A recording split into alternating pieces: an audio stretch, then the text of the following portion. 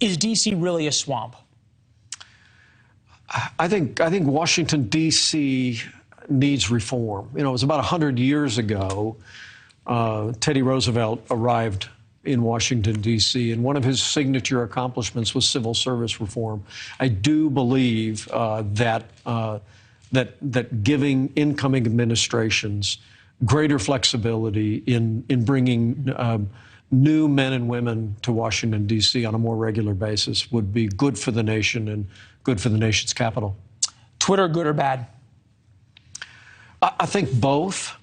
I think it's both. I remember early on having a sense that the Twitter was an information forum, and then oftentimes it became a rhetorical combat forum.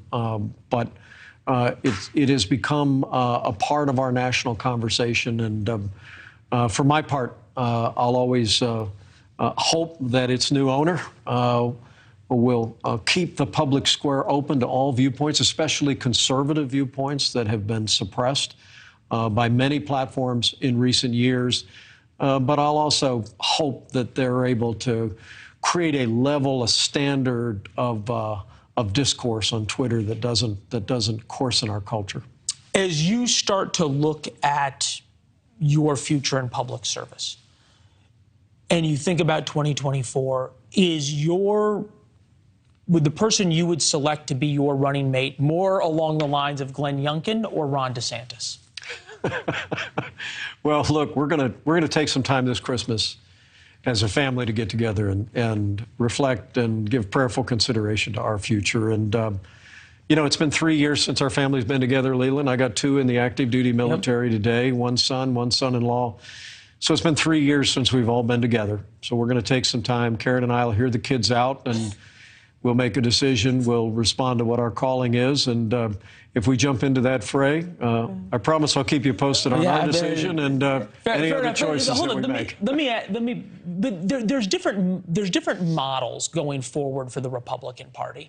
And you talked about how people did really enjoy the results of the Trump-Pence administration, but not necessarily the way we got there, right? Call it MAGA without the crazy. Is that the model that America needs in 2024?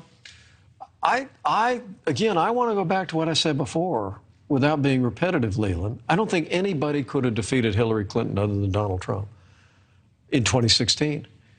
And when I accepted a seat on the ticket, and then served as his vice president, my determination was to help him be successful in the presidency that he was elected to advance, which was both the content of the conservative agenda and his own personal style.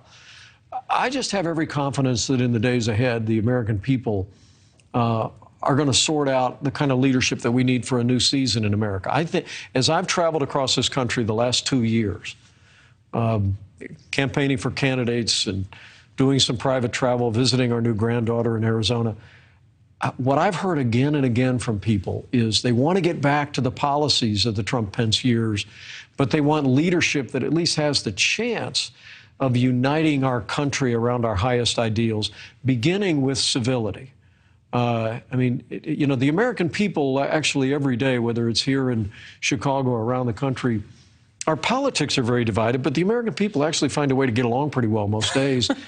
And I think they're looking for leadership that reflects that same sentiment, be passionate about what you stand for, but respect the other side in a way that moves us back to a politics where we might be able to find common ground to move the country forward. I've covered you for a long time, and I can say, truthfully and in fairness, you've lived that every day. So it was good to see you, sir. Thank you very much. Great to be with you. Appreciate it. Thanks for watching. Go to newsnationnow.com to find NewsNation on your television provider. And don't forget to subscribe. Click the red button to get more of NewsNation's fact-driven, unbiased coverage.